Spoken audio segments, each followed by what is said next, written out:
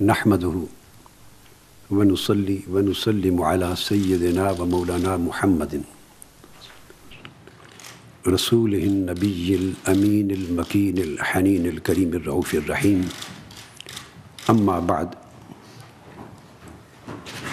فأعوذ بالله من الشيطان الرجيم بسم الله الرحمن الرحيم قال الله تبارك وتعالى من قتل نفسا بغير نفس وفساد في الأرض فكأنما قتل الناس جميعا صدق الله مولانا العظيم. Respectable guests, honorable media representatives, by grace of Almighty God, this is indeed an historic, a significant, and a very pleasant opportunity for me to be with you. And we are gathered here today to announce and declare a very significant and historic edict, a ruling which is going to be a jurisprudentially authoritative document known as Fatwa in classical Islamic term. And this Fatwa is an absolute condemnation of terrorism without any excuse, without any pretext, without any exceptions, without creating any ways of justification. This condemnation is in totality, in its comprehensiveness, in its absoluteness. I would say total condemnation of every act of terrorism, in every form and every manifestation of radicalism and terrorism, which is being committed or which has been committed for the last 1 or 2 decades wrongly in the name of Islam. I would like to go directly to the subject so that I may give some glimpses of this document which I have written, which consists of 600 pages. At the moment, this is in Urdu because primarily my concern was to address the people of Pakistan, India, Bangladesh, and that part of the world where the active military operation is going on against the terrorism. And war of terror is being fought for the last more than 10 years. But its brief summary, English summary is already in your hands. That is actually the preface of this fatwa. And what I'm going to discuss today is not included in that summary. Whatever is included, it will be up to you. You can read it later. But I'm going to give the actual material with evidences and arguments of fatwa directly from the document. And within next couple of weeks, the full English translation is coming up. Almost more than half has been translated. And in the next few weeks, you will be able to read the full text of this fatwa in English and in Arabic version. I would like to start that Islam is a religion of peace. And Deen in its totality comprises 3 grades. The first foundational grade is known as Islam. And second higher grade is known as Iman. And the third, the highest grade is known as Ihsan. Islam means submission to the will of Lord. Iman means certification and cordial confirmation of that submission, so that there is no conflict between your outer self and inner self. And the third stage, ihsan, is known as the excellence, perfection, and beauty of that submission as well as that confirmation. Deen of Islam, the religion of Islam, its totality contains these three parts, and nothing is out of this ambit. Everybody who claims to be a Muslim, our younger generations, our scholars, and the people who are confused on the subject, they should very clearly know that the word Islam, its root word, origin, which it has been derived from, I'm talking of its literal and lexical meanings, is salama, salima, yaslamu, salaman wa salamatan. And it means just peace, security, protection, pleasure, tranquility. And the word Islam, as far as its meanings are concerned, it does not possess any fear for mankind, or grief, or pain, or remorse.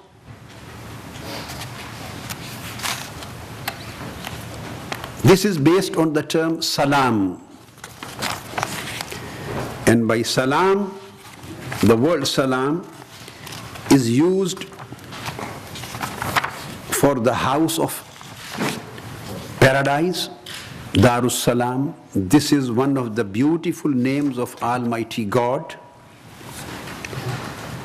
And Darus Salam, the Jannah, the paradise, is known based on the word Islam, its root Salama, because this is home of peace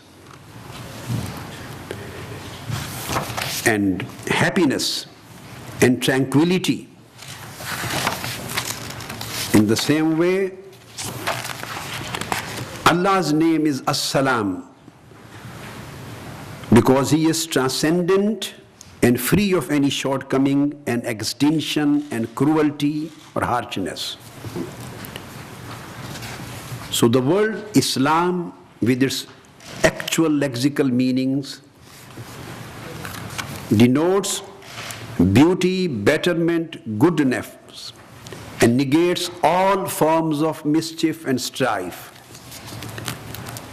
Furthermore, the word Salam is known for an evergreen shady tree, the second meaning of the word Salam and Islam, which is a magnificent and evergreen tree. This is a tree safe from autumn, decay, and fall. It means now, lexically, that everything providing shade, benefit, peace, and security to the people will inherently conceived as salam, salama, and salama, meaning thereby Islam. Again, this word is used for ladder and staircase. All other methods of climbing without ladder and staircase, like jumping, would end up in some fall, injury, or even loss of life.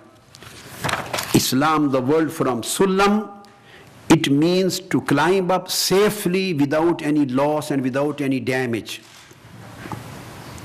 Again, the same word Salam is used for a large bucket to fetch water from the well, so that a thirsty quench their thirst by drawing water with its help, and needy may get benefit out of it. Since water is the fountainhead of life, irrigation, coolness, calm, pleasantness, vegetation, and greenery, and fetching water through this bucket, therefore it means a peace and survival of life. If you go through the dictionary books, starting from the beginning till today, you may consult 100 Arabic dictionary books. You won't find any other seventh meaning of Islam in its literal sense other than these which I have mentioned. So each and every aspect of its lexical implication implies on peace and security and happiness and tranquility, and there is no concern of any bad behavior or cruelty or any kind of danger. That's why Holy Prophet declared the same word in its technical sense in his saying, Al-Muslimu man salim al-nasu min lisanihi wa yadih, that the Muslim is someone from whose tongue and whose hands the humans are safe. This is not reserved and confined to Muslims. Holy Prophet used the word man salim al-nas. There are two different hadiths. I am quoting those whose hands and tongues protect the human beings. Again, Imam Ahmad bin Hanbal quotes by Abdullah bin Amr, and the first hadith was reported by Abu Huraira radiyallahu ta'ala anhu. Holy Prophet was asked, Anna rajulan qala ya Rasul ayyul Islami afdal, qala man salima an-nasu min lisanihi wa yadihi. Which is the best act of Islam? He said, to provide safety and security to the people, to the humankind in general, through your tongue and through your hands. This is the best act of Islam. Again, Abdullah bin Amr relates from Holy Prophet sallallahu alaihi wasallam, and Imam Tabarani quotes it. Holy Prophet was asked, Ayyul Muslimina khayrun, Ya Rasulullah, who is the best of the Muslims? Holy Prophet replied that man saliman nasu min lisanihi wa yadih. The best of the Muslims is a person from whose tongue and whose hands the human beings are saved. It means any person whose acts are against the safety and security of human beings in any case cannot be considered within the ambit of Islam. Second word is Iman. It is based on the origin word Aman, that is Amina, Ya'amanu, Amanan, wa Amanan. These are the literal lexical meanings. And from it, this Aman, the word Mu'min has been derived, where we say the use word Mu'min for a believer. At the same believer, the Jewish people, all those who believe in divine revelation, those who believe in the books, they are the believers. But the other meaning of Mu'min is the one who is provider of peace and shelter. He is known to be Mu'min from Aman, who provides shelter and peace to others. And the city of Mecca is known as Al-Baladul Amin, again from Aman and Iman, that the city of peace, sanctuary of peace, where there can be no acts of mischief and terrorism or killings are permitted. Again, Almighty Allah's beautiful names, one of them is Al-Mu'min, because He is providers of safety and shelter to His people, to His creature. That's why He is also known as Mu'min. And the same explanation was done by Holy Prophet, peace be upon him, and he said, Al-Mu'minu, it is reported by An-Nasai and Imam Ahmad bin Hanbal. Holy Prophet was asked and he replied about who is Mu'min, who is the faithful person. He said, Al-Mu'minu man aminahu nasu ala dima'ihim wa amwalihim. The true believer according to Islam and according to the Prophet of Islam is someone whom people trust with regard to their lives and their properties. Only that person is to be considered a mu'min. Again, Holy Prophet repeated the words, and he said, Al-mu'minu man aminahu nasu ala anfusihim wa amwalihim. Mu'min is a person the people trust with regard to their lives and properties and honor and everything. Only that person is liable or entitled to be called as mu'min. So those people who have become dangerous for human beings, their lives, their blood, their honor, their property. And those persons who are endangering their peaceful life, according to Prophet of Islam, they are neither Muslims nor Mu'mins. The third term, the highest rank of Islam, is ihsan. And then there is no other part of any teachings which can be considered in the ambit of the totality of deen. That is ihsan, the highest rank of deen. And ihsan is also, its root word is hasana, yahsunu. And husn, beauty. Its mean is beauty, betterment, benevolence, piety, kindness, goodness, and nicety. This is the root meanings of the word ihsan. And Holy Prophet and Quran says, وَقُولُوا لِلنَّاسِ حُسْنًا. And also talk to common people, not only for Muslims, this is Quranic word, talk linnas, to common people, whether Muslims or non-Muslims, in a very kind and a polite and a nice manner. This is the teaching to be a muhsin. And Holy Prophet is again in Quran, يَدْرَؤُونَ بِالْحَسَنَةِ السَّيِّئَةِ. And the mu'min and muhsin are those people who do continue eliminating evil and wrong through means of good. So the Muslim and mu'min and muhsin, all these people are those who retaliate evil with good and who reject the vice with virtue and who replace torture with tolerance and who replace the cruelty with forgiveness. And those people who commit an act of violence, act of militancy, any kind of act endangering the life of human beings, or commit the acts of killings, massacre, acts of terrorism, acts of radicalism, and destroying the properties of the people irrespective of their faith and their culture, they are neither Muslims nor mu'mins nor Muslims according to Quran and Sunnah of Holy Prophet. And the recommendation of Holy Prophet of Islam is, Holy Prophet said, Hurrima ala nar kullu hayyinin sahlin qareebin minan nas. Every mild and kind and soft-tempered and well-mannered individual is close, and the one who is close to the people with his act of generosity and righteousness, he is declared to be that the hell of fire is forbidden on him. And Holy Prophet one day declared to Aisha, his wife, and said, Inna Allah rafiqun yuhibbu rifqa fil amri kulli wa yu'ti ala rifqi ma la yu'ti ala al-unf. O Aisha is kind and he loves, Almighty Allah is kind and he loves kindness and mildness and generosity and forgiveness and softness in every affair, and he bestows on kindness what he does not bestow and on harshness in any matter. So this is a preliminary introduction about what Islam is. So claim does not entitles a person to become a Muslim unless his claim is confirmed with his practice.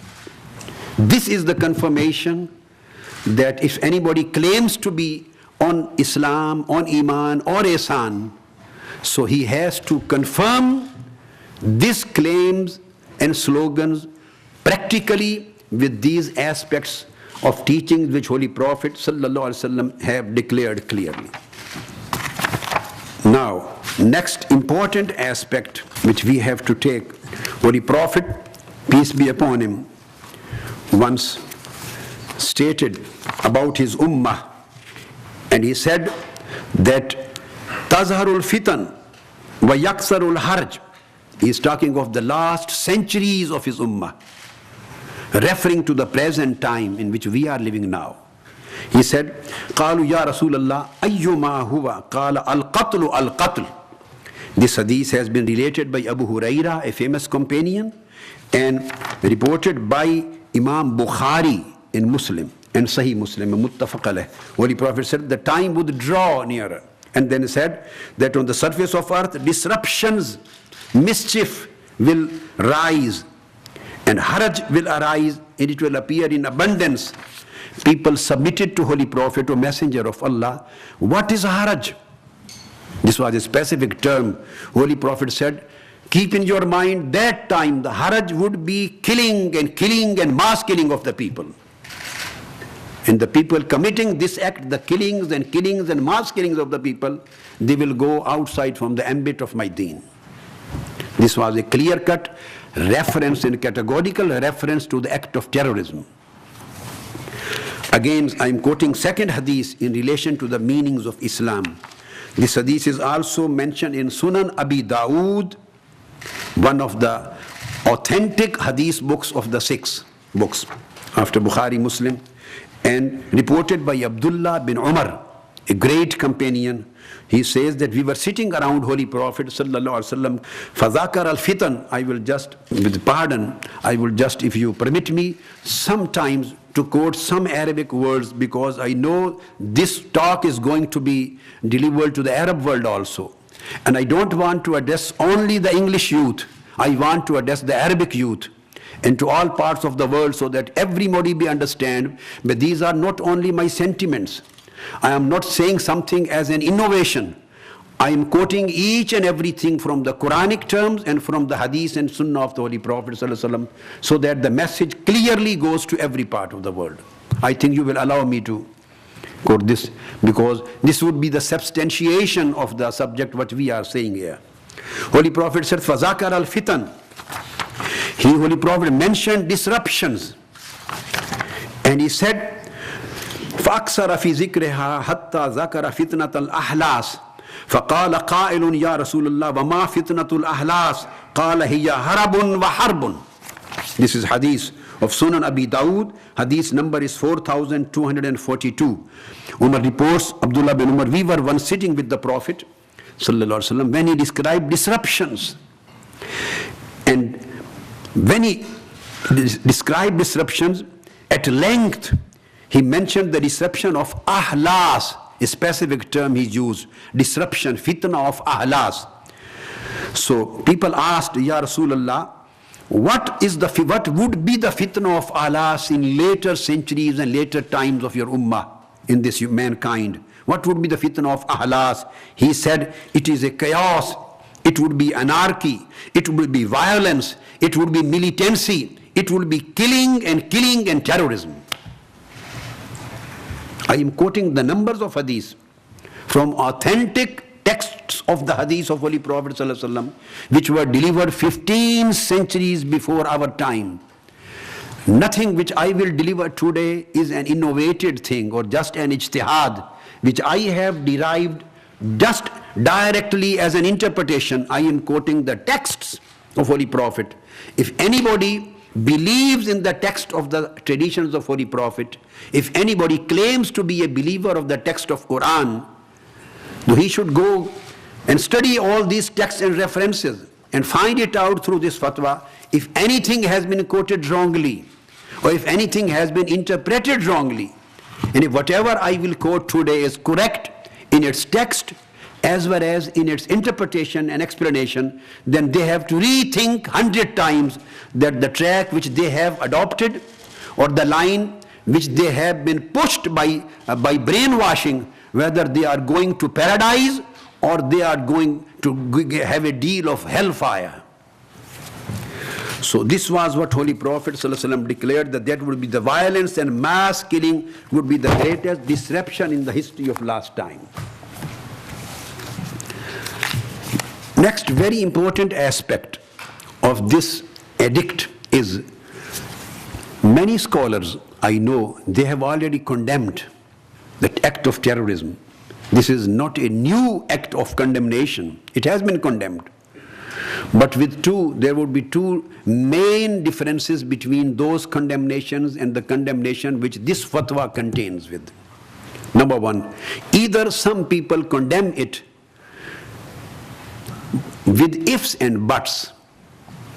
Whenever the word but is attached to the condemnation, it means you are going to create some exceptional and exemptional clauses.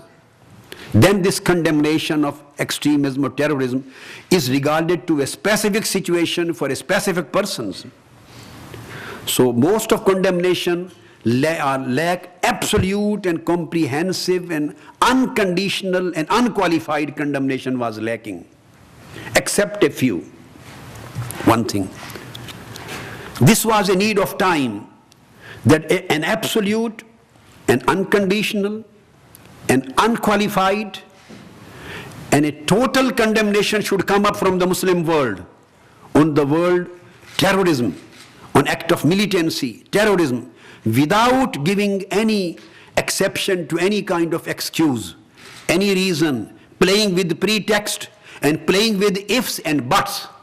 Without ifs and buts, one should declare this was the need of the time, that the Muslim Ummah should stand up against the enemies of Islam. Against the enemies of Islam, I mean enemies of humanity.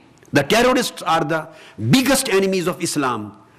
Someone should stand up, and the group of scholars should stand up to condemn it absolutely, to declare that terrorism is terrorism, and no good intention can provide any justification to act of terrorism. No pretext, no discussion of foreign policy of certain country, no occupation, no involvement of a country in a warfare.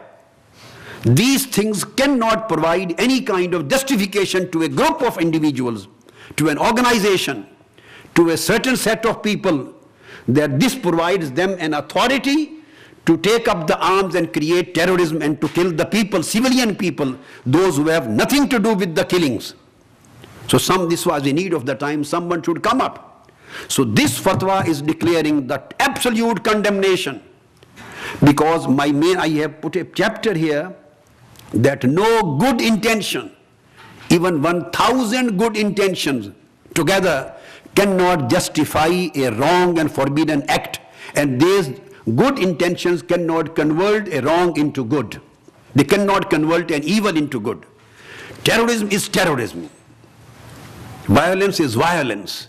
It has no place in Islamic teachings, and no justification can be provided to it on the basis of any kind of excuses or ifs or buts.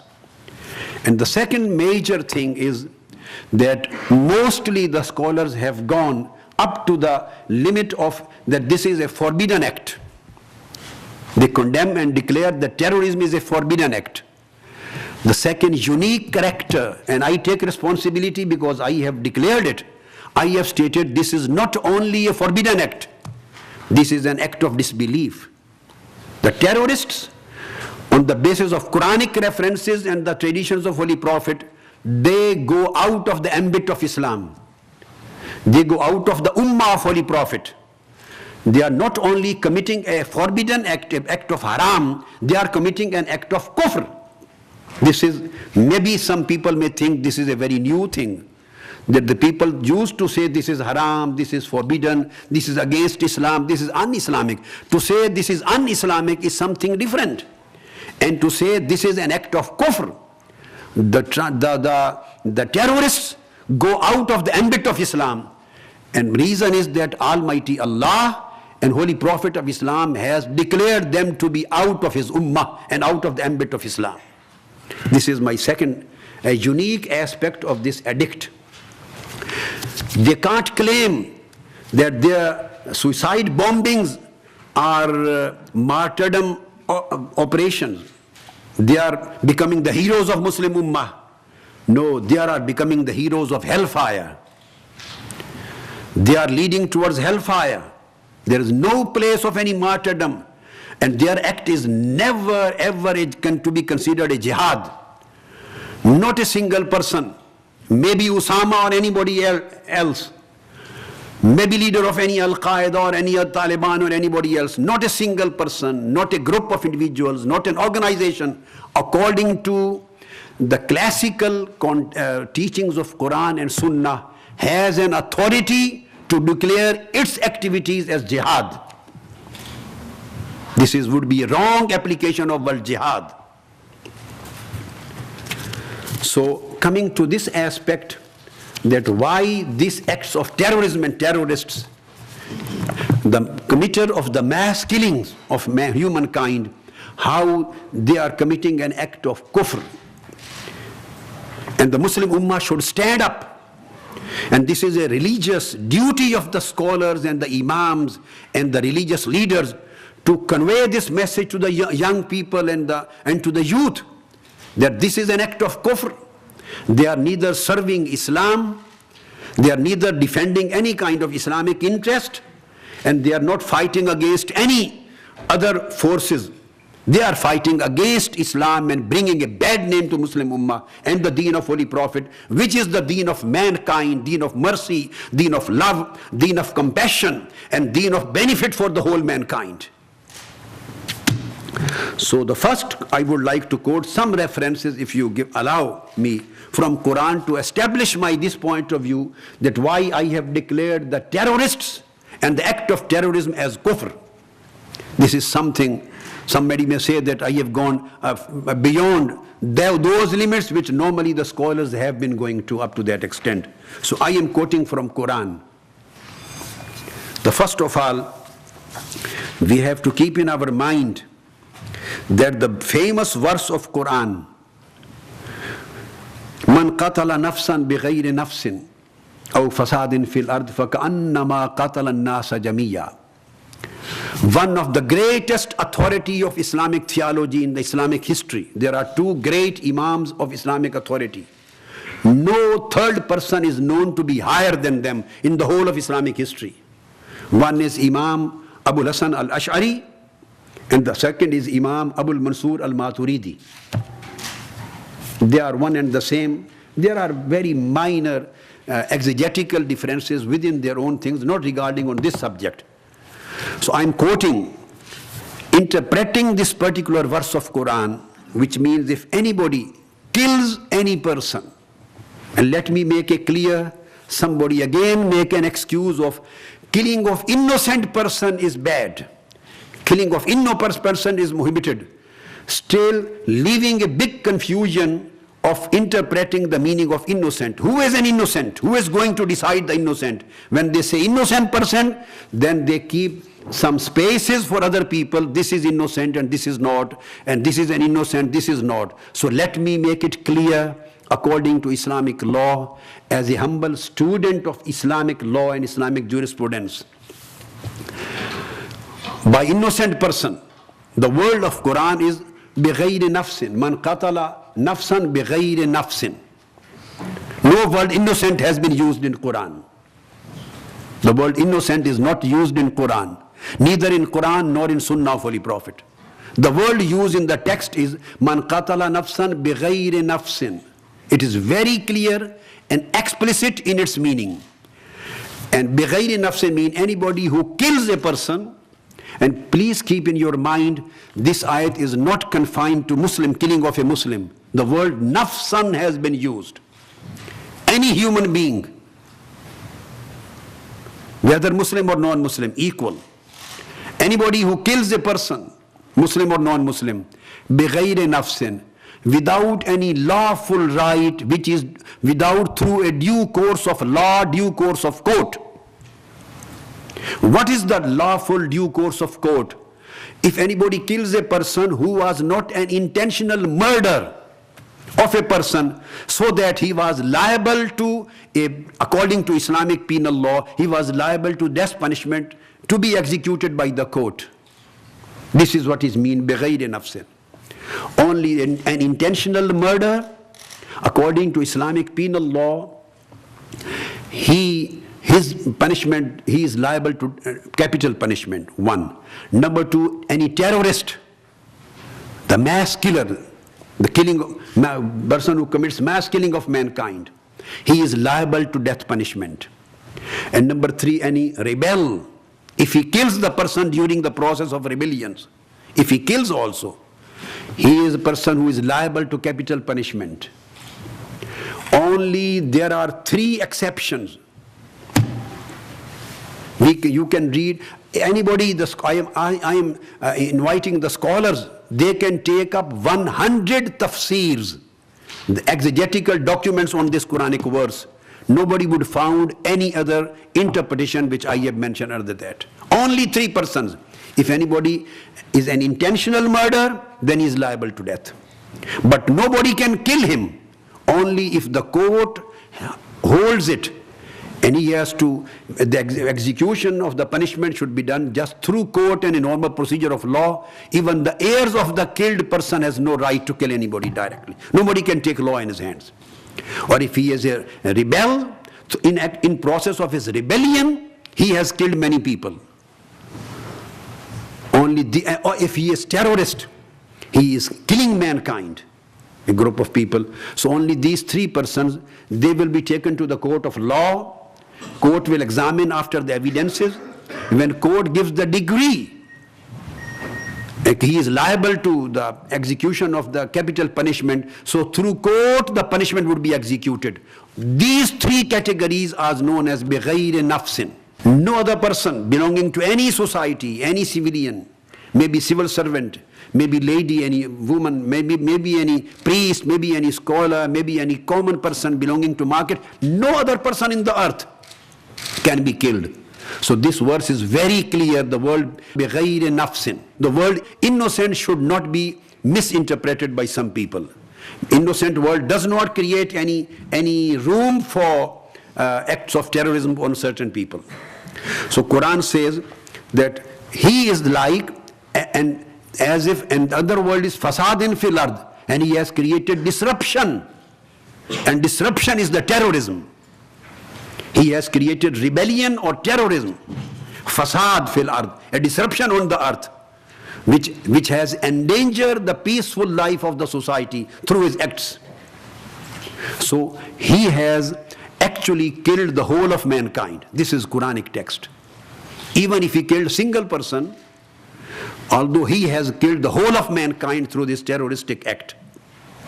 So, interpreting this Quranic verse, Imam Abul Mansur al-Maturidi, he says, I am quoting the particular reference, his tafsir, Ta'wilatu Ahli Sunnah, a great compendium of tafsir, volume 3, page 501, exegesis and interpretation of this particular verse. How I am declare the terrorists, they are out of the ambit of Islam. An act of terrorism is not only haram, it is kufr. And the people are pushing youth by their brainwashing towards kufr, which leads them to hellfire. So they say, Man istahalla qatla nafsin harram Allahu qatlaha bighayri haq. فَكَأَنَّمَا اسْتَحَلَّ قَتْلَ النَّاسِ جَمِيعًا لِأَنَّهُ يَكْفُرُ بِإِسْتِحْلَالِهِ قَتْلَ نَفْسٍ. I would try to explain there are two different things. One is an act of killing. Just an act of killing does not make any person disbeliever. Act of killing is an act forbidden. It is a haram act. This act will lead him to fire, hellfire. Act of killing, one thing. Maybe he kills somebody out of his anger, out of retaliation, out of his worldly benefits and his greed to loot anything, like a robber or like a thief and other rebellions. There can be many reasons. Maybe he is revenging somebody who has killed his relative. So all these retributional and these all kind of killings, these killings do not lead him to kufr. This is haram. Now the second thing is istihlalu qatlin nas. The first was qatlun nas, and the second is istihlalul qatl. This is the second jurisprudential reason which makes him to the reason of kufr, that not only does he kill the persons, people, but he considers their killing lawful because of a certain ideology which he has in his mind, which he wrongly has been taught. This is the act which was being committed by the Kharijites. I will come to that subject. Since he not only kills the people through his suicide bombing, through other acts of terrorism, he considers killing of them to be lawful according to his own fabricated, self-concocted, self-adopted ideology. He thinks these are kufr. He thinks this democracy is kufr, which is not. Holy Prophet Muhammad, peace be upon him, himself laid down the foundational principles of democracy in the Islamic state of Medina through the constitution, which is known as Misaqul Medina. He entered into a political alliance with Jews and Christians and their tribes. And he was the one who declared the Charter of Human Rights for the mankind. He was the one who declared the guarantee for the rights of the non-Muslims and the respect for their local laws and customary laws and freedom of their religion and freedom of their culture and everything. This is what the deen which Holy Prophet Muhammad presented it to the mankind.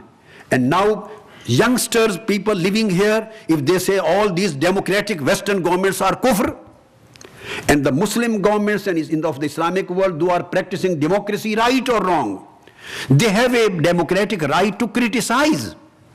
But this is not pure and honest democracy. There are corruption, there are right. You have right, but you have a full right given by Islam for peaceful discussions. Go enter into the political process. Go in the process of vote. Go to the court. Act through parliament. Raise your voice through a peaceful, democratic, constitutional means. All these ways have been mentioned in hadith. You have rights, but peaceful rights. Go for protest in a peaceful manner.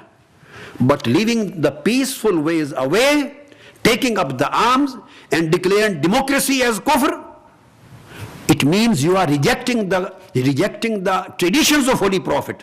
Holy Prophet said, Abu Huraira radiyallahu ta'ala anhu and Abu Dhar, he reports, Isnani khayru min wahidin, wa salasatun khayru min isnain, wa arbatun khayru min salas, wa yadullahi alal jama'ah.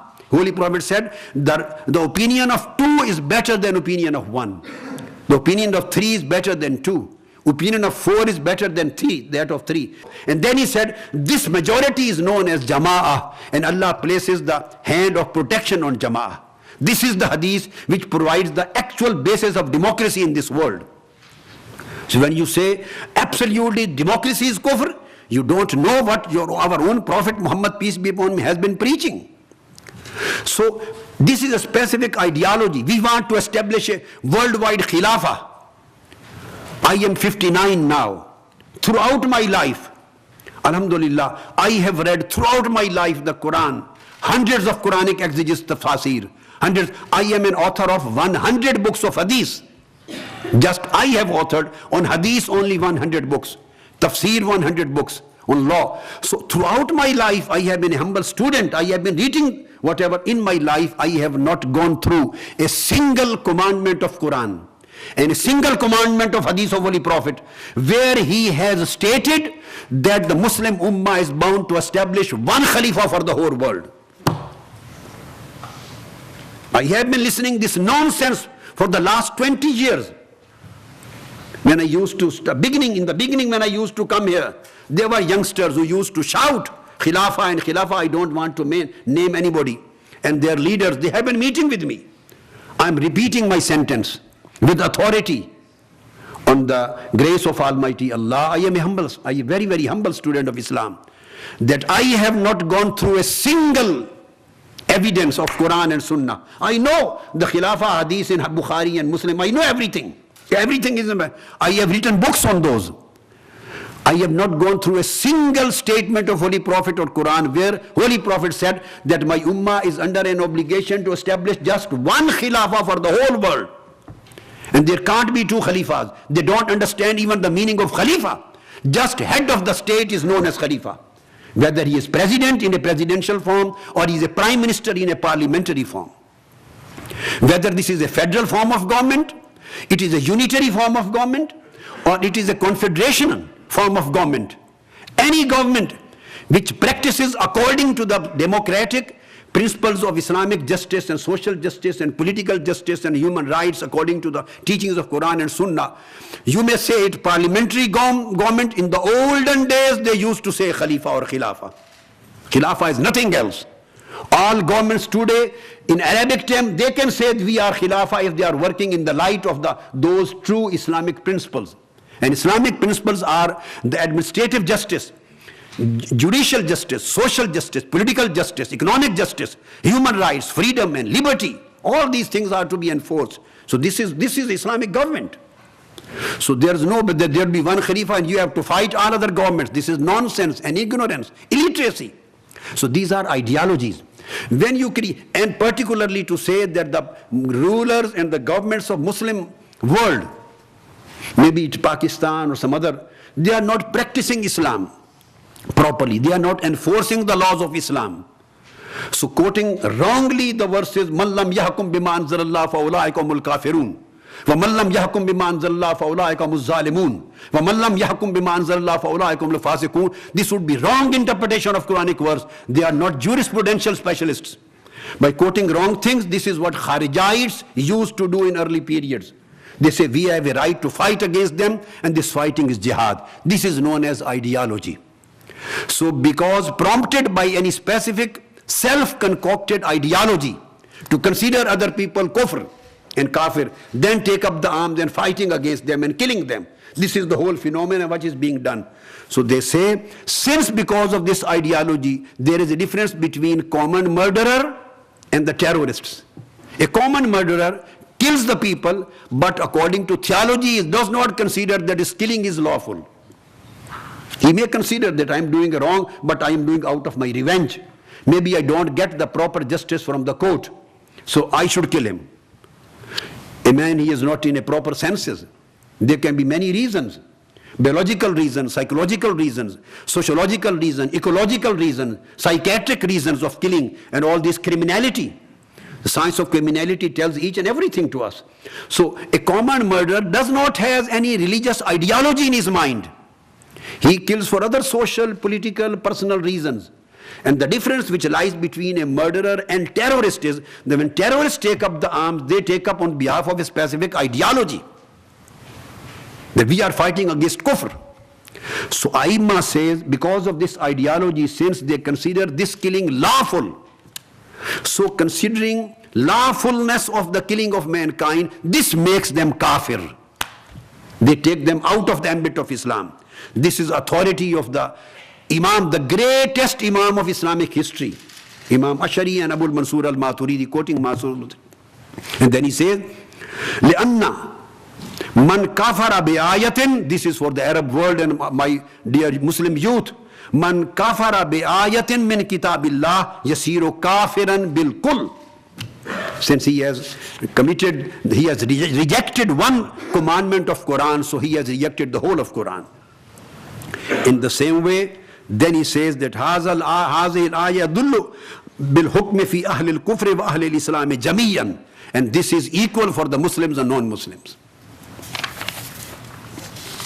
Again, the second Quranic verse comes for الذين يحاربون الله ورسوله ويسعون في الأرض فسادا. Quoting this Quranic verse, the scholars like Imam Hassan al-Basri, Imam Qatada the Tabi'een, and Mujahid, and many other Aimma and Tabi'een, they have reported this, that this leads to the act of kufr. Then Holy Prophet himself stated to the Ummah, reported by Imam Bukhari, related by Abdullah ibn Abbas, he said, La tartaddu ba'di kuffara yadribu ba'dukum riqaba ba'din. Don't become non-believers. Don't reject my deen, don't become non-believers. Don't go out of the ambit of Iman because of killing one another. So Holy Prophet, this was the last sermon of Holy Prophet, reported in Sahih Bukhari, Kitabul Fitan, and many other books of hadith too. I'm quoting Bukhari Muslim. That he stated, Yadribu ba'dhum riqaba ba'd, in this human killings, this act will take you to the kufr. And again, next authority on the same, suicide bombings, blowing up the people with your suicide bombs, blowing up the people and burning them. Again, this ayah of Holy Quran comes in Surah Al-Buruj, verse number 10. Stated, إِنَّ الَّذِينَ فَتَنُوا الْمُؤْمِنِينَ وَالْمُؤْمِنَاتِ ثُمَّ لَمْ يَتُوبُوا فَلَهُمْ عَذَابُ جَهَنَّمْ وَلَهُمْ عَذَابُ الْحَرِيقِ. This is where the suicide bombing comes in Quran. To blowing up the people, maybe any form. And the prevalent form today is the suicide bombing, where you blow up yourself and you blow up other people. Quran says, Fatanul Mu'mineen, this is harrakuhum bin nar, to blow up the people with your fire or your bombs. Of course, when Quran says 1500 years before, he won't use the word bomb. Bomb were not available in those days. He used the general term to blow up the people and to kill them by blowing up them. It is reported by Abdullah ibn Abbas that it means that to blow up the people with anything which fires and burns them. And Abd bin Humayd and Ibn al-Munzir reports from Qatada the follower of companion, a great muhaddis, he said, Harraku, this is blowing up the people. Again, Hazrat Qadada says, and Imam Qurtubi and Abu Hafs al-Hanbali reports the same. And Imam Fakhruddin Razi reports in At-Tafsir al-Kabir. He says, Ala inna azab jahannam huwa al-azab al-hasil bisababi kufrihim. This azab al-jahannam, the hellfire, this is because of their kufr, because they blow up the people. So they commit the act of kufr. وَعَذَابُ الْحَرِيقِ هُوَ الْعَذَابُ الزَّائِدُ عَلَى عَذَابِ الْكُفْرِ بِسَبَبِ أَنَّهُمْ أَحْرَقُوا الْمُؤْمِنِينَ. And they are doing here in the Western world, and they are doing the same in Pakistan. They are doing the same maybe in other Somalia and many other countries. Wherever they are blowing the humanity, or they are blowing the Muslims. So this act of ihraq, blowing them up. And this is the best word used in Quran for suicide bombings. He said, this is an act of kufr, and they will get double punishments as compared to other people. And again, Sahibul Jalalain, Imam Suyuti, he also says the same word, al-ihraq. Afatanu, it has been translated by al-ihraq. And then again, Imam Fakhruddin Razi, the great mufassir, classical, he says, kullu man fa'ala zalik. Somebody may say that this was for ashabul ukhdud, Imam, a specific nation, but Imam Fakhruddin Razi says, kullu man fa'ala dhalik wa hadha awla li'anna al-lafza amun wal hukmu amun fattaqsisu tarkun li-zahiri min ghayri dalilin. He says that this cannot be specified only to the old nations of Ashabul Ukhdud. The world is common, so its commandment and meanings would be common. Every person, even today, if he blows up the people, he would also become kafir with suicide bombings. So this was the second aspect, and now very significant aspect, very important aspect of this edict, I would say. The terrorists of today are Khawarij, they are Kharijites. Holy Prophet ﷺ mentioned in more than 100 traditions. They are Kharijites. I hope you have heard the name Kharijite, and maybe some of you, they haven't heard. Kharijite were the people, the first group of terrorists in the history of Islam who took up the arms. They were with the last Orthodox Caliph of Islam, Sayyidina Ali radiyallahu ta'ala anhu. When a situation arrived that he decided for dialogue, conversation, and a peaceful settlement of dispute through dialogue. This is very significant, which shows light on the mentality of terrorism. When he decided that we will decide the matter peacefully, we want peaceful settlement of the dispute, and we want by an arbitration, and we want through the dialogue. When they heard of dialogue, peaceful settlement of dispute, and arbitration, they came out of the army, and they were the first person who took arms against Sayyidina Ali, the fourth Islamic Orthodox Caliph. And they said, we don't accept dialogue. Now, I'm giving you a historical picture so that you may apply it on the present day terrorists. We don't accept peaceful settlement. We don't accept settlement through dialogue. We accept settlement through sword. So some people think that Islam has been emphasizing the sword. It would be absolutely wrong. My dear and respected audience and the journalists and the leaders of the community, I would say a wrong image has been presented about Islam in the Western world. The reason is that media is always interested in news. And peaceful people never create news. This is the first time I would congratulate you that a declaration of peace has created a news. Throughout the history, media is always looking for news, and a terrorist creates news which peaceful person cannot do. So that's why they were always being propagated and promoted. And the picture which Western world got about Islam and Islamic Ummah and community, that was because of the terrorist people and the people shouting here on the roads and saying, we will hit America and we will hit Britain and we will do this and that. The silly people So these were the news which have been always promoted, and they are very few people, but they are armed. Single armed person is powerful than 100 unarmed persons.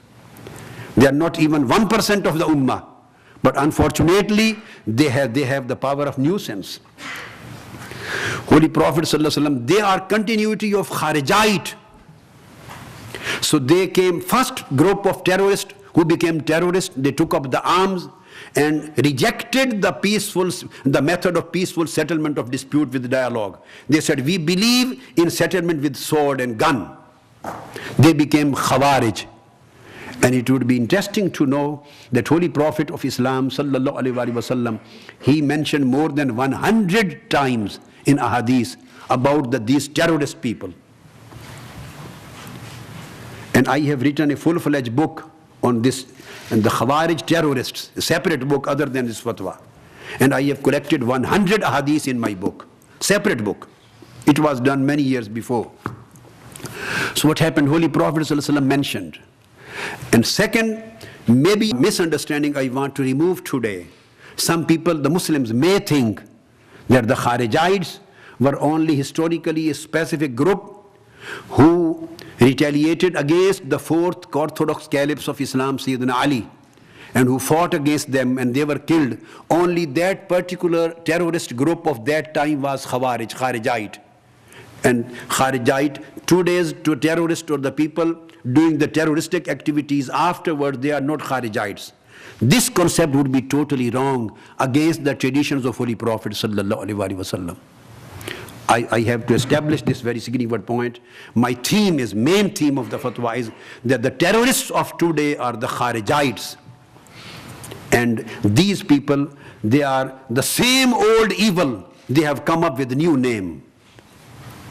But I would say, even people don't know this name is new or not. They have used the same name, and they have used benefit of the ignorance of the people of Arabic and Islamic roots. Two names have been used. For example, any word which is at-tahrir or this kind of word, you understand? At-tahrir, this kind of word. It comes out from al-harura. It is not lexically linked, but sound-wise, it is linked with al-harura. Tahrir has a different root. Al-harura is a different root, but the sound-wise, it has a link. The first terrorist group, they established their center for terrorism in a village known as Harura. And the word Tahrir has a very closer link with the word Harura. Harura and Tahrir. And Holy Prophet mentioned the word Haruriya in Hadith. Haruriya would be the first terrorist group which will come out against this ummah. First terrorist group. Second important word, Al-Qaeda. I won't say this is a new world in the old evil. I will say this is a tactically adopted the same world. I have quoted a full chapter on this subject. Imam Ibn Hajar Asqalani and Digar Aimma and authorities have noted various groups of Kharijites. Imam Asqalani in Fathul Bari and other Aimma, they say there was a group of Kharijites known as Al-Qadiyya. The same word, Al-Qadiyya. And Al-Qadiyya means the think tank of the terrorists. Al-Qadiyya, sitting behind, not actively participating in the terroristic acts, but providing them support, appreciating them, providing them mental, moral, religious support, and appreciating their activities, but not practically involving in the terroristic activity. Though who are the well-wishers and who are supporters, and provide them, back up them. They were known to be Al-Qadiyya. Our every book of Islamic history possesses this name. So what is the difference between Al-Qadiyya and Al-Qaeda? Just the letter Alif has been added. So this is a Kharijite movement, the terroristic movement. And number three, some people may say that that was an historic subject. It is not an old subject. Holy Prophet said that this movement will continue till the day of judgment. The Kharijites, Holy Prophet said they will come in my ummah in the history. At least more than 20 times they will emerge. And if we consider that the Kharijites were only those who fought against Sayyidina Ali, the fourth Orthodox Caliph, 1400 years before, so that would be wrong according to the tradition of Holy Prophet. He said that was the first founding group of terrorists, Kharijite.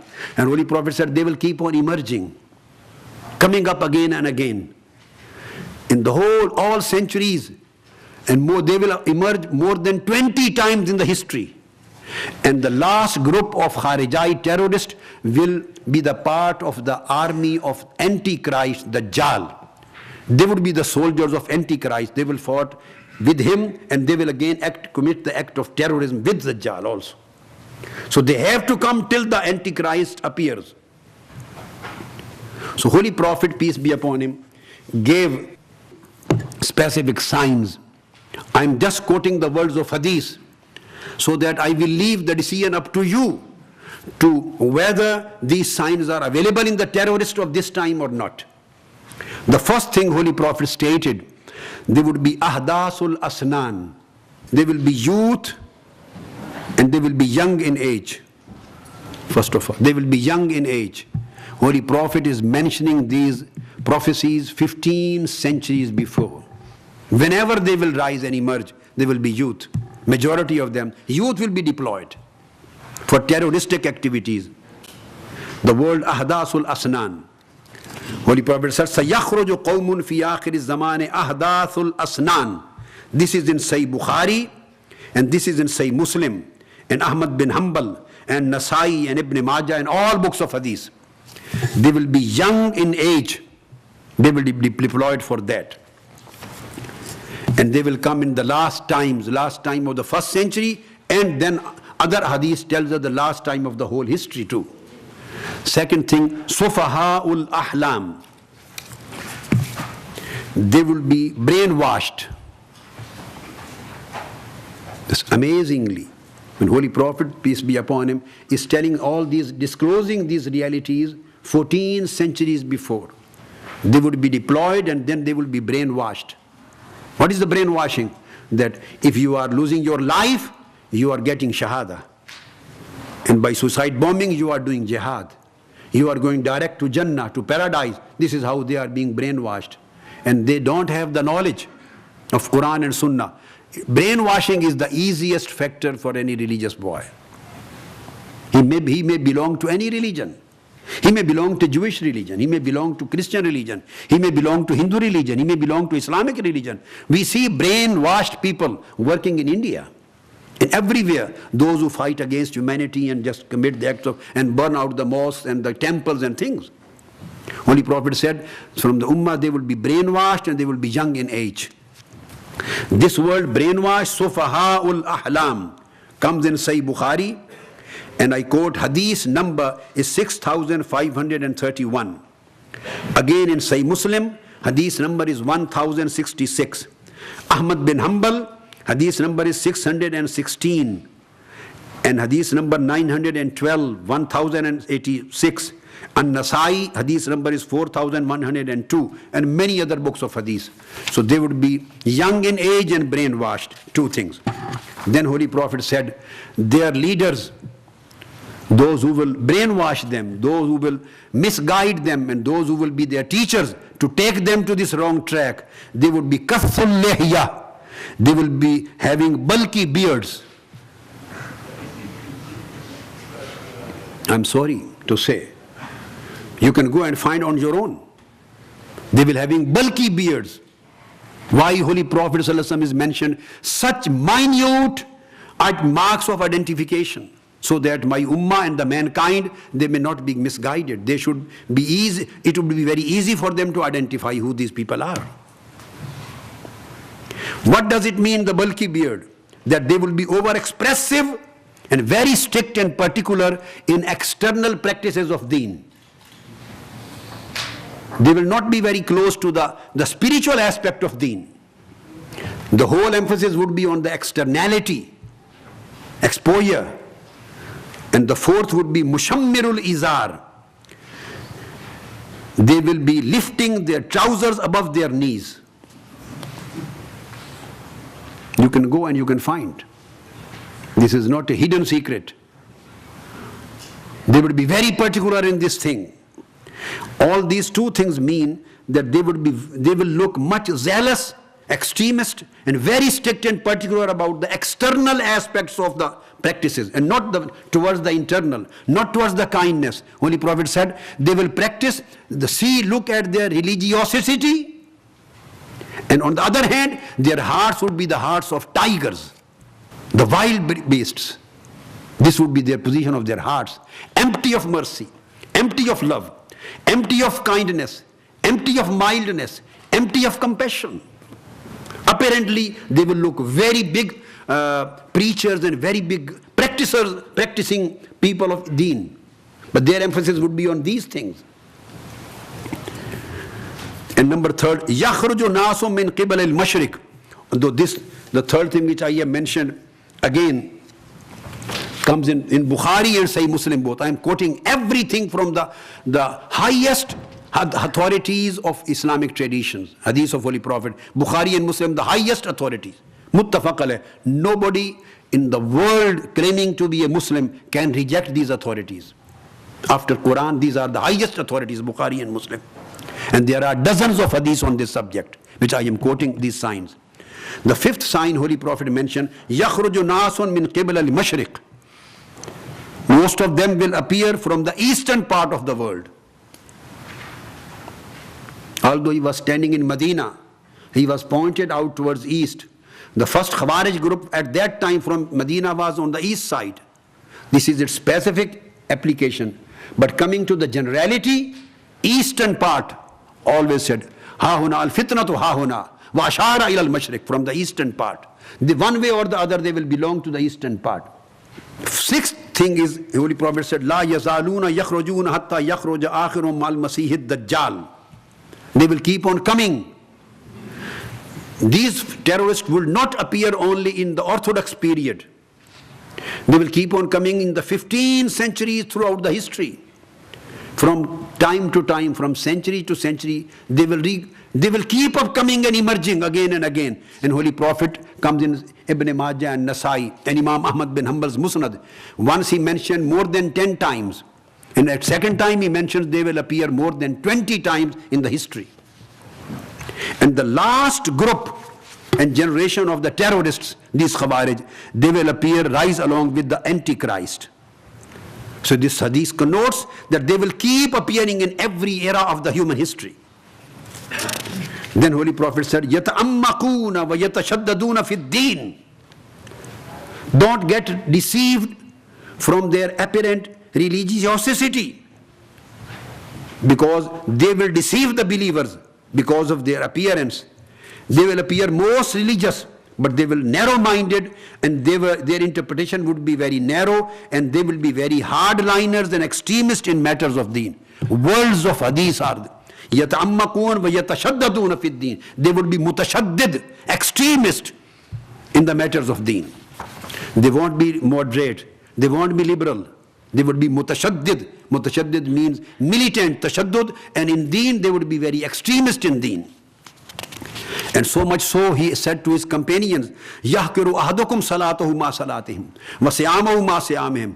They would be practicing Muslims apparently. If you see their praying and their fasting and their religious practices, you will consider your religious practices inferior to those. They would be so strict in religious practice. They would be reciting Quran, they would be quoting Quran, but Holy Prophet said, Quran will never grow under their throat, from their throat. They were hypocrites. And then Quran says they will quote references of Quran and they will recite Quran. يَقْرَؤُونَ الْقُرْآنَ يَحْسَبُونَ أَنَّهُ لَهُمْ وَهُوَ عَلَيْهِمْ. They will quote Quran to the young to brainwash them. But the Quranic verses they will think are in their favor. But Holy Prophet said actually they were against them. The Quranic verses would be against them. Then Holy Prophet said, يَدْعُونَ إِلَىٰ كِتَابِ اللَّهِ وَلَيْسُ مِنْهُ فِي شَيْءٍ. They will invite the people towards Quran, Sunnah, towards Deen. And their first slogan was, إِنِ الْحُكْمُ إِلَّا لِلَّهِ. The first slogan of the terrorists in human history, in Islamic history, they said, we want enforcement of Islamic law. This was their slogan. We want enforcement of Islamic rule. We want the Amir of the Khalifa, the Amir of the Muslim Ummah. And we want to struggle against shirk and bid'ah. Inil hukmu illa lillah. Sayyidina Ali said their slogans, the words are correct and their intentions are wrong. Because of these good words and slogans, appealing slogans, they want to create disruption in the Muslim Ummah. Holy Prophet said, they will invite the people, their apparent call would be towards Quran and Islam. وَلَيْسُ مِنْهُ شَيْءٌ. But be aware of the fact, they had nothing to do, no link, no relationship with Quran. Again, Holy Prophet said, يَقُولُونَ مِنْ قَوْلِ خَيْرِ الْبَرِيَّةِ. Their slogans will be very religious and appealing. Today the slogans, why the young people, the boy, the youth, they became brainwashed. Slogans of these people are appealing. Just the interest of the Muslim Ummah are being crushed. Their lands are being occupied. Very appealing slogans. If talked to the British youth, that somebody is occupying the British land, and some people are aggressing the British people, stand up for your own liberation, stand up for your independence, stand up for self-defense, you will be no more in this earth. Very appealing slogans. So this would be their appealing slogans. We are revenging. We are defending the interest of Islam. We are defending the Ummah community of Islam. Holy Prophet said, Min qawli khairil bariyah. Very appealing words and slogans they would raise. But Holy Prophet ﷺ said that this would be just an hypocrisy. They will just attract the people with their slogans, but their own practice would be against my deen and my sharia. Yusi'un al-fi'l. Their character would be against Islam. They would be cruel. They would be brutal, and they would be devious people. This is Holy Prophet Muhammad. Hum sharrul khalqi wal khaliqa. These terrorists, the Kharijite terrorists, starting from the end of the last century, ending up to the appearance of Antichrist, appearing more than 20 times in the history of mankind, even up to our time too. All these people said they would be the worst of the creatures.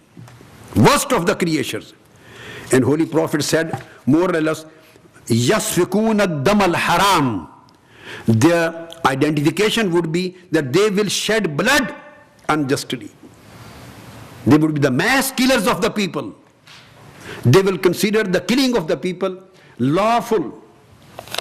And then Holy Prophet said, for them, إِنَّهُمْ كِلَابُ النَّارِ. They would be the dogs of hell. This is Islamic verdict. So I am not giving an innovated, a new verdict. I am just declaring what Holy Prophet ﷺ preached and communicated to the Ummah and to the mankind. This hadith, that these terrorists of Khawarij will be the dogs of hell. This hadith comes in Sunan at-Tirmidhi, and hadith number is 3000. And they would said that they would be the worst if you kill them, worst slain under the sky. And moreover, they will stand up and they will commit armed struggle and rebellion against the Muslim governments also, as well as the common humanity. And they will be against the peaceful dialogue, and they will believe in militancy, tyranny, and they will believe in these kind of activities. So I want to spare rest of the time for question and answers, although there are many other aspects. I have just quoted up till now a brief just of 2 chapters. Just 2 chapters I have concluded, 2 chapters up till now. And this fatwa consists of 11 or 9 chapters. The last thing which I will just want to quote the authorities. This is not Dr. Qadri who has interpreted the Quranic verses and hadith about the kufr and taking them out the ambit of Islam. The authorities of the classical authorities, Imam Bukhari has put them in the bracket of kufr. Number 2, Ibn Jarir Tabari has declared these Khawarijite terrorists with the kufr. Imam Ghazali has the same verdict. Qazi Abu Bakr al-Arabi has the same verdict. Imam Qazi Iyaz al-Maliki Sahibu Shifa gave the same verdict. Imam Qurtubi gave the same verdict. Allama Ibn Taymiyyah gave the same verdict. Imam Taqiyuddin Subki gave the same verdict. Imam Shatibi, Ibn al-Bazzaz, Badruddin Aini, Imam Qustulani, Mullah Ali Qari, Abdul Haq Muhaddis Dehlavi, Abdul Aziz Muhaddis Dehlavi, Ibn Abidin Ash-Shami, Abdul Rahman Mubarak Puri, All these A'immah give the same authority which I have quoted. And second viewpoint, those who don't declare them kafir, disbeliever, but they agree on killing them. They say this is compulsory and mandatory to terminate them. They are Imam Abu Hanifa, Imam Shamsuddin Sarakhsi, Hafiz Ibn Hajar Asqalani, and Shaykh Imam Ahmad Raza. They said that it is mandatory on the people to kill them and terminate them. And a last reference, Allama Ibn Taymiyyah is the one who declares that the people in our time, he says, not only those who appeared in the time of Sayyidina Ali, Orthodox caliphs, were Khawarij terrorists. People of our time are also Khawarij terrorists. Allama Ibn Taymiyyah, he says in his book Majmu'ul Fatawa and his book An-Nubuwat, he says since they took up the arms, they take up the arms and fight against the governments and fight against for their ideologies, to enforce the ideology and fight against mankind, and they consider the killing of mankind halal, lawful. That's why the people of today, this kind of people, they are also Khawarij and Kharijite terrorists, and say people, Ibn Taymiyyah's words are, Innahum aksarun nasi la ya'rifunahum. Most of the people, they don't identify, recognize them, unless they take up the arms and start the act of killing and terrorism. Whenever they start the act of terrorism, you should know this is a continuity of Kharijite disruption and Kharijite movement, which has been declared by Holy Prophet.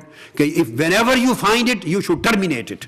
And Holy Prophet said, there is no place for the extreme terrorist of dialogue with them.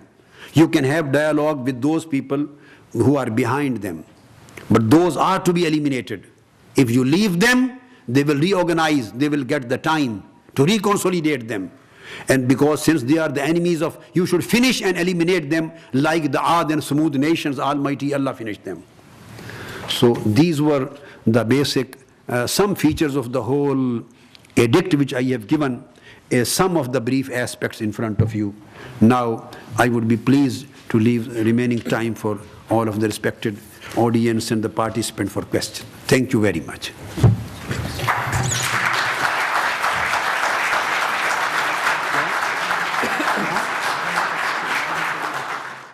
Thank you. We do have some time for questions, and there are a couple of roving mics.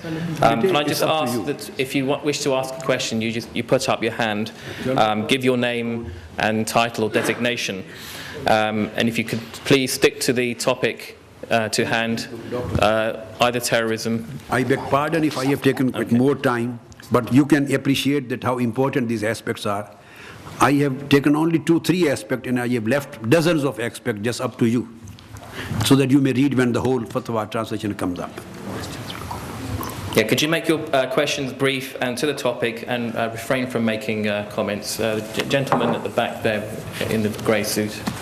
Dr. Qadri, thank you very much indeed. I think all of us here will be very grateful to you for your very clear exposition and your very strong views about suicide bombing and terrorism. Thank you. And that is very, very important. But we have a problem in this country with those whose view of Islam, while they themselves speak strongly against terrorism and suicide bombing, have a view of Islam and an approach to Islam that is fundamentalist, narrow, extremist, and very militant. And the outworkings of that Islam is very antisocial and hostile. We think of those, for instance, that come with Wahhabi backgrounds, those with Deobandi background, and so on. And there are major mosques in this country. I'd name, for instance, one, the East London Mosque, where this sort of Islam is very rife. They will speak strongly against suicide bombings and terrorism, but nonetheless they will propagate a very antisocial form of Islam. Do you have anything to add to or say about that form from your own perspective? Thank you very much for this question. I would just like to say that I am not very well aware of the local institutions of England, various mosques and various people and sects who they are working in which way. I have given the whole verdict in its general, comprehensive and universal form. It can be applicable anywhere. I won't prefer to speak in a specific terms of institutions and mosques and various sects. The Islamic stance is very clear. anybody who promotes this stance of Islam, his viewpoint is Islamic. Any person, may he belong to any sect or any mosque or any center or institution, I don't know, who promotes the militant and violent and extremistic viewpoint about Islam, please keep in your mind, he is not promoting and he is not presenting Islam. This is his own extremistic and terroristic agenda. Please don't bracket terrorism with Islam. Now the case of Islam is very clear. I will have a very sympathetic appeal and a request that if you please detach the word Islamic or Islam from terrorism, it will help in eliminating or demoralizing the terrorist people, because the terrorists are neither Islamic nor Jewish nor Christian. Terrorists have no religion. Unfortunately, they were born in Muslim families, but they have been misguided and detracked. So terrorism should remain terrorism. And condemn, you say that Islam condemns terrorism. Islam discusses, says that terrorism is an act of kufr. It is outside the ambit of Islam. It is totally condemnable act. And if you totally disconnect the word Islam or Islamic from the terrorism and then condemn, I hope overwhelming majority of the Muslim Ummah would join their voices with your voice, as I have stated.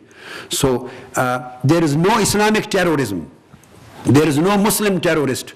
Whoever is terrorist, he is a non-Muslim. Whoever commits act of terrorism, he is committing an un-Islamic act, no link with Islam. So those who promote this kind of view, they may have their own political agenda. They have been instigated, they have been prepared for that particular purpose. You have to deal these kind of people with a different way. But I would say it is clear according to Quran and Sunnah, these kind of people having this terroristic or militant agenda has no link with Islamic teachings. Thank you. There was a lady at the back there. Do you still want to ask your question? No, okay. Gentleman just over there. Thank you. My name is Dominic Kashani. I'm from the BBC. Can I ask about a specific situation? There are some scholars who say that the situation between Israel and the Palestinians is an exceptional one, and that the rules you talk about would not necessarily apply. Can you tell me what you would say to a young Palestinian who believes that the only course of action he has open to him is to turn to the suicide bomb? Thank you very much. I would like to say all of my brothers in Islam and my sons, because of age, whether they belong to Palestine, they belong to Pakistan, they belong to Somalia, they belong to any part of Islamic world. Terrorism is terrorism. We have to create a difference between warfare and terrorism. Terrorism means to kill civilians, those who are not directly fighting against you in a battlefield. When there is a matter of clear-cut warfare, so everybody kills one another. Everybody has a right in the warfare. But killing the people, maybe in the pretext of avenge, whom you consider the certain government or certain people or certain power has committed any cruelty or aggression or any occupation, so you are avenging. And what you are doing through the act of terrorism or suicide bombing, when you commit suicide bombing, the children, they are being killed. The women are being killed. Maybe the Jewish people are doing the same, or the Muslim Palestinian are doing. Either the Pakistani people are doing, or any other people belonging to any community, irrespective. No, when you are doing suicide bombing, so see, Holy Prophet said, even during warfare, in the battlefield, when you are fighting with your enemy, you can't kill. This is a categorical declaration by Holy Prophet and all four orthodox caliphs, Abu Bakr, Umar, Usman and Ali. You cannot kill, even in the battlefield, the women. You can't kill children. You can't kill old men. You can't kill the priests. You can't kill the people of church. You can't kill the traders. You can't kill the farmers. You can't kill the diplomats.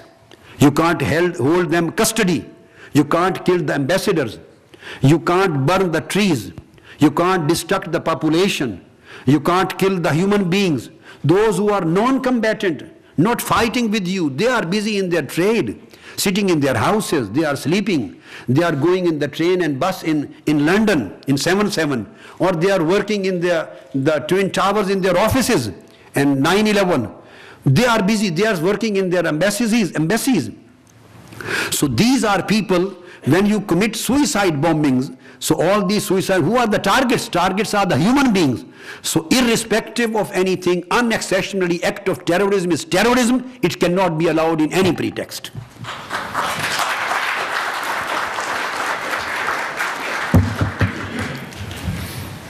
Thank you very much for your speech and your fatwa. I agree totally with you about Khawarij opinion, and the Khawarij of today are more extreme than the Khawarij of yesterday. But I'm a little bit puzzled of the fatwa of making the terrorist kafir. Because when we talk about Hadd al-Hiraba, it's very clear in the Holy Quran that you cut their hands and legs from behind and you throw them outside the city. Also, I'm a little bit puzzled of the non-dialogue system. While the fifth Caliph, Umar ibn Abdul Aziz, sat down the Khawarij, 25,000 of them, and he managed through dialogue to convert 20,000 at least of them to the mainstream. It is the dialogue which we still have to deal with. Yes. The fatwa of kafir, you mentioned two imams, which I know of Imam al-Ash'ari. Maybe because my lack of knowledge, I don't know how Imam al-Maturidi, and I wish that you could have mentioned the opinion of Imam Ahmad bin Hanbal regarding the kufr. Yes. The kufr. You see, you mentioned Imam Ahmad bin Hanbal and others at the end regarding that the terrorists are Khawarij and the Khawarij are terrorists. Thank you, brother. Can I finish, please? You've asked quite a few questions. No, can I finish, please? Because I'm talking about a serious issue. No, I understand, but I think there are other people who want to ask questions. Thank you. Okay. And the last hadith of the Prophet ﷺ, the last sermon, لا ترتدوا بعد كفارا يضرب بعضكم رقاب بعض. It is the act of kufr which lead the Muslim to the non-Muslim to kill one another, not actually the killing which lead them to become kuffar. Jazakumullah khair. Thank you very much. So when we talk of dialogue to bringing them to the right track, it means only the youngsters who have been brainwashed and committing the acts of terrorism and human killing, they are not for dialogue. For dialogue are the main people who are behind them, those who deserve to be discussed. Definitely the room of dialogue is open for them. And the government should try to bring them on right path. That's why this is a dialogue. The fatwa launching ceremony itself is a dialogue. Just to give them the arguments, give them the evidence so that this is the best option to bring them to right path. This is one aspect. We are in favor. We are talking unless, but for the dialogue, the condition is if they are still committing the acts of terrorism, dialogue means they should set down their arms. And they should be peaceful and get ready for dialogue. Then dialogue is always welcomed. One thing. Reference, as far as the Imam, I have quoted, 17 Aimma, including Imam Bukhari, up to Allama Ibn Taymiyyah.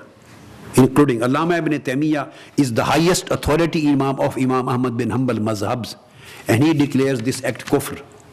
He takes from Imam Ahmad bin Hanbal. So Imam Ahmad bin Hanbal has been quoted. Another references which you have asked, I have quoted in my 4th chapter on the concept of rebellion. Either terrorists are declared the Kharijite terrorist or they are declared rebels, al-Bughat or al-Khawarij or al-Bughat. And that Imam Ahmad bin Hanbal has declared on all these people, they agree on their killing. They never supported them. There's fatwa of Imam Abu Hanifa. I have given fatwa Imam Malik, fatwa Imam Shafi, Imam Ahmad bin Hanbal, Imam Sufyan Sawri, Imam Mawardi, Imam Sarakhsi, Imam Kasani, Marghinani, Imam Ibn Qudama about kufr, Imam Nawawi, and Imam Ibrahim bin Mufli al-Hanbali, and those. And finally, the latest Salafi ulama, Shaykh Abdul Aziz bin Bagh, Allama Nasiruddin Albani, and Ibn al-Fawzan. They declared that these today's terrorists are the Khawarij. So there are two different views. One, declare them kafir, I have explained. Majority, the Kharijite terrorist.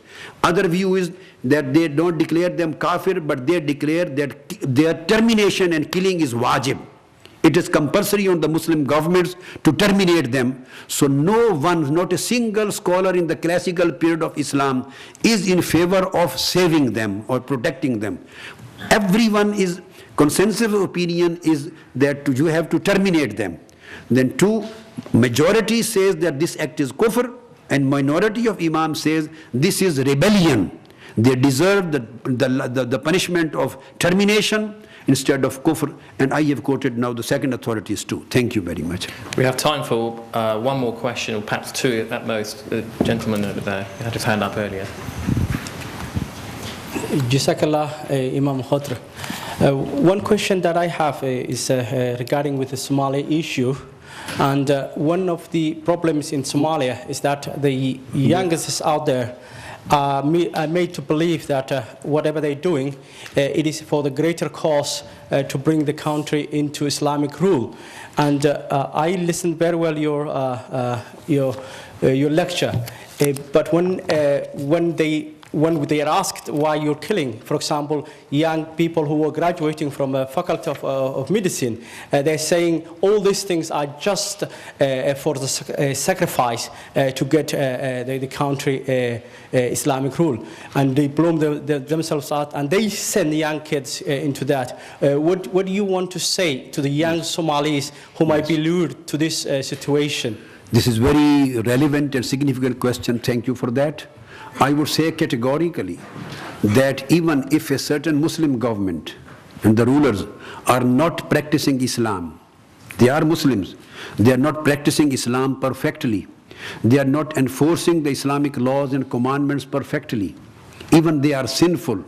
Hundreds of classical authorities of Islam, Hanafi, Maliki, Shafi'i, Hanbali, even the Ja'fari and Salafi, all sects in the classical era of Islam, they agree on the fact, according to the Holy Prophet's tradition, which comes in Sahih Bukhari and Muslim, the chapter of Imara. Holy Prophet ﷺ said that a time will come that there would be very bad Muslim rulers having their governments on Muslim societies, very bad, and worse rulers will come. And so much so that they will curse the people and people will curse them. They will have no mercy and good acts for the population. So companions asked, categorical question which you have asked today, that Ya Rasulullah, if that times come and we see the Muslim rulers in this condition not enforcing properly the Islam and not doing good acts, so are we not, at that time the Muslim would not be allowed to take arms and to fight against them? Holy Prophet ﷺ said, no, you would not be allowed. You can hate them, you can correct them through all other means, but taking up arm against the government, even it is not practicing properly, is not allowed. Because this will amount to an anarchy. Islam has given the ways.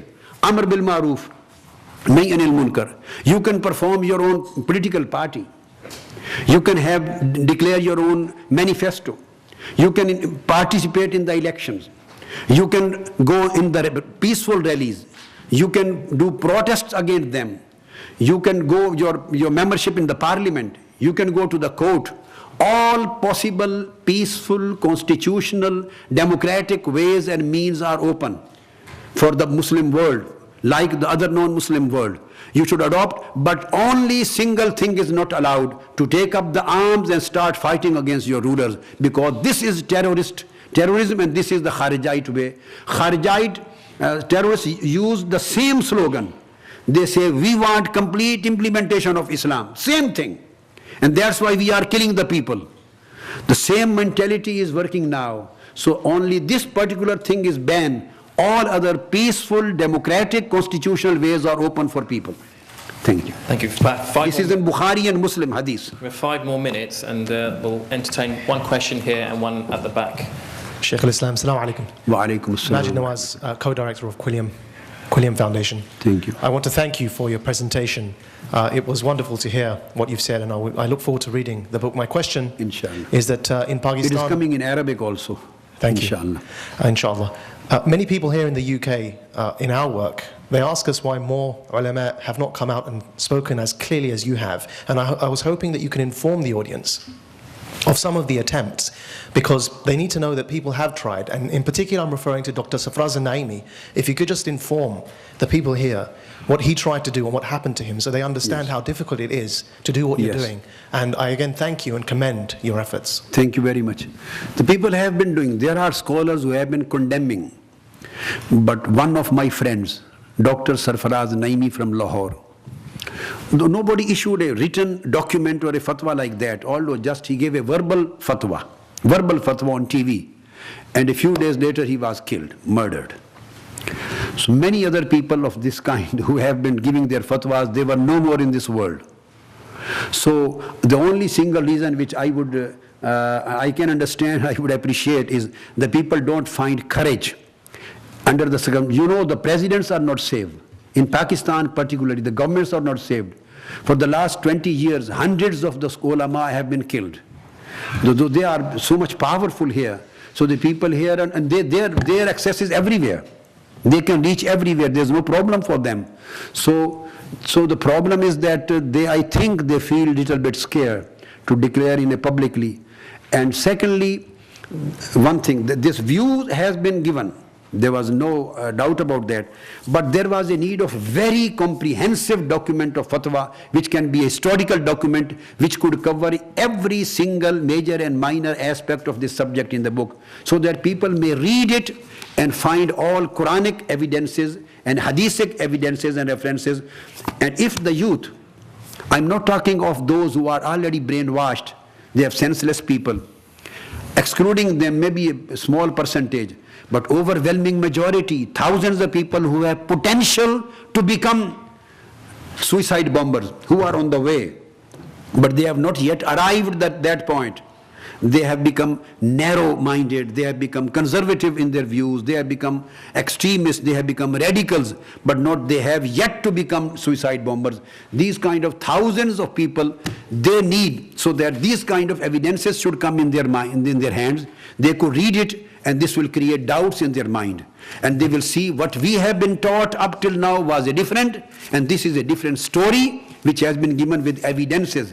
When they will compare it, I hope, inshallah, majority of them, and thousands and thousands and thousands of them, would repent, and they will come on the right track, and they will leave this terroristic views. The need was to bring a very comprehensive, documented fatwa, a book in the form of a book, containing all evidences everywhere. So this was the basic. Thank you. Time for one more brief question, please. I'm Nabanita from NewsX, and I'm from an Indian channel, and you're from Pakistan. Pakistan is known to be a hotbed of terrorists breeding over there, and we are suffering because of it. But what I wanted to ask you, it was very good of you today to issue this fatwa, but how do you reach, on a practical level, how do you reach out to the hardliners who are already there? Thank you. It's a good question. Same kind of fatwa launching ceremony is taking place in March. I opted the first launching ceremony in England. We were busy in celebrating Mawlid, and you know, under Minhaj-ul-Quran, our organization, there is the largest, the biggest Mawlid celebration of the whole Islamic world on 12th of Rabiul Awwal, which is attended by about 1 million people. And I delivered my speech on video conferencing from here. It takes place in Minar, Pakistan. So people were busy there. They have finished this celebration. Now they have started preparation for launch of the fatwa ceremony, and there are going to be a very big launch ceremony in Pakistan. Verbal fatwa has already been issued, but that was just verbal. Now after printing of this book, they will launch there, and we are going to print it hundreds of thousands. And we try that it will go in hands of every single person who matters in the mosques, in libraries, in universities, in colleges, in schools, and other personnel, those who should read and make up their mind, and the opinion makers. Inshallah, it will go there. And we hope, inshallah, with your help. One thing I should make it clear, although not related to this question, that whatever I have done just for the sake of prayer of my Lord and my Creator. And I have done just and just only for the betterment and the service of my deen Islam and for the service of humanity and mankind, which I believe in. I have not written this fatwa for pleasure of any government or any agencies, because the Minhaj-ul-Quran is a movement which has never ever up till today taken any kind of aid or grant in any manner up to the extent of single penny. We are just working on our own behalf. This ceremony is also has been sponsored by Minhaj-ul-Quran itself. But the only help and support which I will request and hope is that all these people, the media people, the concerned, those who are in a position to communicate this message in all parts and corners of the world, through media, if you just follow it up, convey this message to the world, and those thousands and millions of people who are lost, they are misguided, through your efforts is these words and voice goes everywhere. It is published, articles are written, messages communicated, so that they become in need, they feel themselves in need to get this fatwa from anywhere. And let me explain, I never take a single penny as royalty on my books. Being author of 1,000 books, and 400 books have been published, and speaker of 7,000 topics, I in my life has never taken a single penny as an author or speaker on my royalties. I do just service of humanity, for sake of humanity and for prayer of my Lord or my God. I am just serving the mankind, and I request you to join this great cause of for mankind, so that the mankind which is burning in the fire of hatred and fire of extremism and the fire of terrorism and the fire of militancy, and this militancy which is dividing the world of mankind, so that by this effort which we have started, we should reunite the world again, and we should bring again a peace and tranquility and love and brotherhood and tolerance for the whole of mankind, and good messages communicated to East and West, and the people belonging to Islamic faith or belonging to other faiths, they should learn living together, and they should think that the terrorists are the common enemy of the whole mankind, and they don't belong to any religion. This is the only support which I want from you.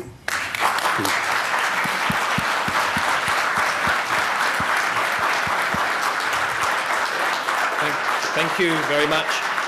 Time is very short. We have to bring proceedings to an end. But before we do so, can I welcome Right Honourable Shahid Malik, Minister at CLG, welcome him to the proceedings and request that he give us a few words to express his views on this issue. Thank you.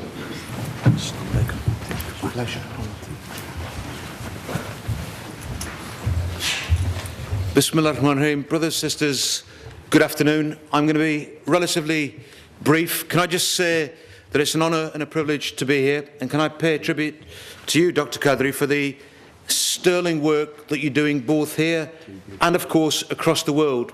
And I really do think that you're the kind of individual that ought to be the role model for so many Muslims across the world. After 7/7, we did have some scholars who came together here, 100 or so. They gave a verbal fatwa. It was quite effective. But I think the work that you've done in giving the evidence base is really the solution in the long term.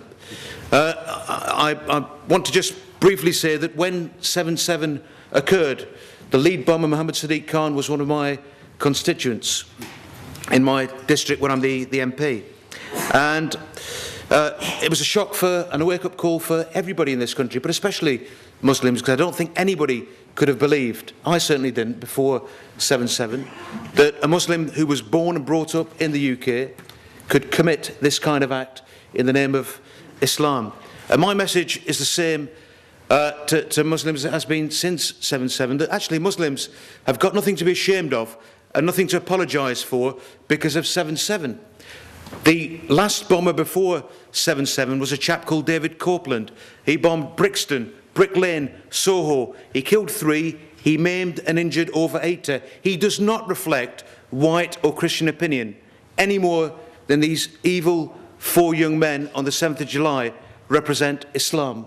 And the point you made, that terrorism and religion, there is no linkage. But there is an important point here, that while there's a lot of anger and frustration that people have, Muslims have on international issues perhaps, on domestic issues, whatever it might be, none of it can legitimise violent extremism and terrorism. And the lethal ingredient that divides us from those four individuals is that they had a perverted and twisted interpretation of Islam that told them they can kill themselves and kill other innocent people and somehow they would go to heaven. It's our belief, I think, mainstream Islam, and you've powerfully articulated that today, that actually heaven isn't where these people will be going. Martyrs, they aren't. They're sinners, and they're going to be going to a very different place indeed. And just to summarise, I think the work that you do now is going to have benefits for mankind and womankind for decades to come. And I think we've always been of the view, whether it's from a government perspective, whether it's as a Muslim, that the solution to extremism in the name of Islam is true Islam, and the true Islam that you're espousing today and that you've got the evidence base for as well. So I just want to say thank you for the work that you've done, thank you for the work that you're doing, and thank you for the work that you will do. And inshallah, in the next life as well, may you get just reward for all the work that you do. And to everybody here as well, I shouldn't say thank you for coming along, because it's a privilege to be here, but I look forward to working with you and trying to ensure that collectively, that from a government perspective, where we work with you to try to make society safer for everybody. So thank you. Thank you. My last sentence, the feast of peace and love. The whole mankind is hungry. Whole mankind is hungry. Feast is there, and feast is peace and love. But it is hidden and locked up.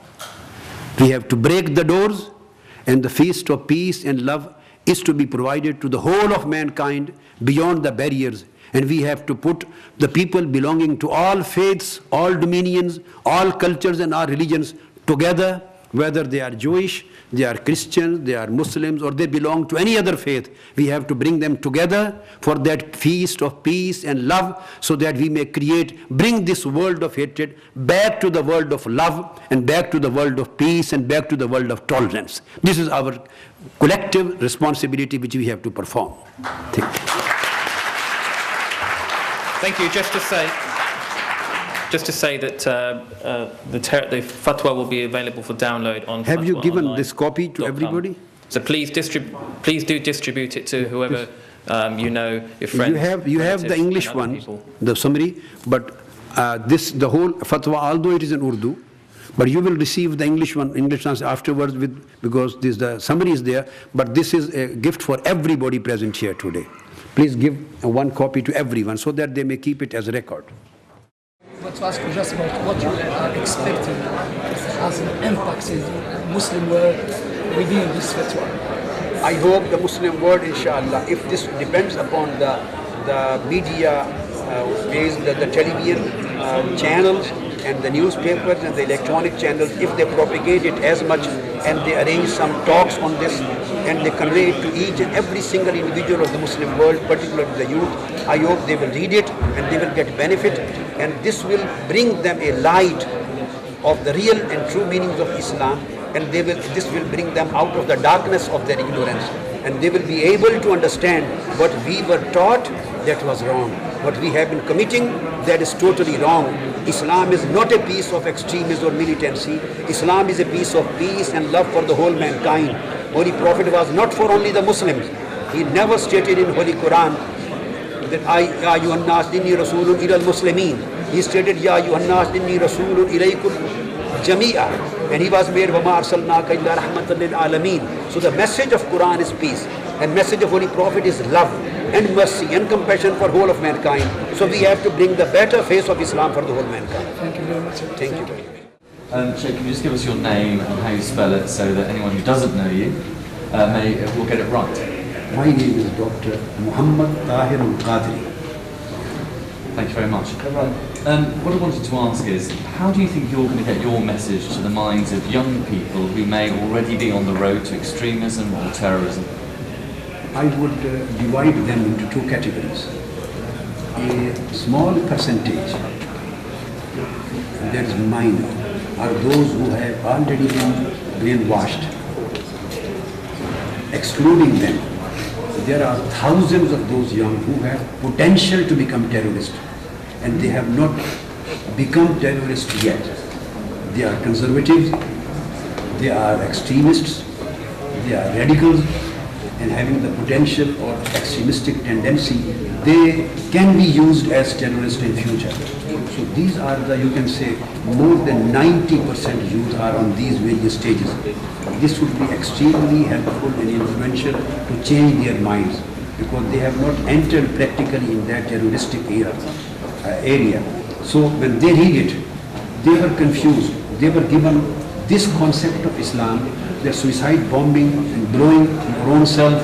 This is a, you can say, martyrdom operation, and it will directly lead you to Jannah, to paradise. And this is jihad. Shaykh, as I was saying, how do you think you're going to get your message to the minds of young militants who may reject what you're saying today? Young militants, everybody amongst them is not a terrorist.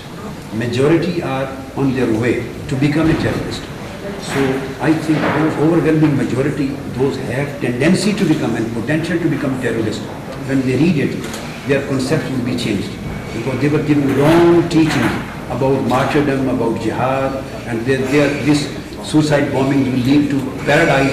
When they read it, they will think that this is a forbidden act, this is an act of kufr which may lead to hellfire, and this thing will create a big doubt in their minds. And by reading all these evidences, I think they will be forced intellectually and academically to change their mind.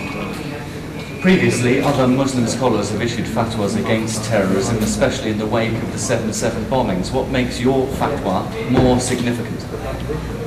The point is that all fatwas which were issued before, they were just verbal fatwas, just based on a few lines, without providing any strong evidence and original arguments from Quran and Sunnah, and addressing in detail all those relevant major and minor issues which are necessary to be addressed in order to satisfy the youngsters. So these things were not present, they were just a single condemnation, and sometimes the condemnations were conditional. So this fatwa, without any conditions and excuses, is a comprehensive condemnation, and it has provided hundreds of evidences of Quran and Sunnah so that they may be able to understand what is right and what is wrong. When I was in Pakistan last summer, a cleric in Lahore who condemned suicide bombing was himself assassinated by a suicide bomber. Do you think that you're making yourself a target? Yes, yes. I am already a target for the last 20 years. I know that nobody would tolerate this thing, but I am working for the mankind, to bring the mankind out of this crisis and to provide them, trying to provide them peace. As far as my life is concerned, I leave the matter to my Lord and Creator, depends upon. I'm not scared of anything.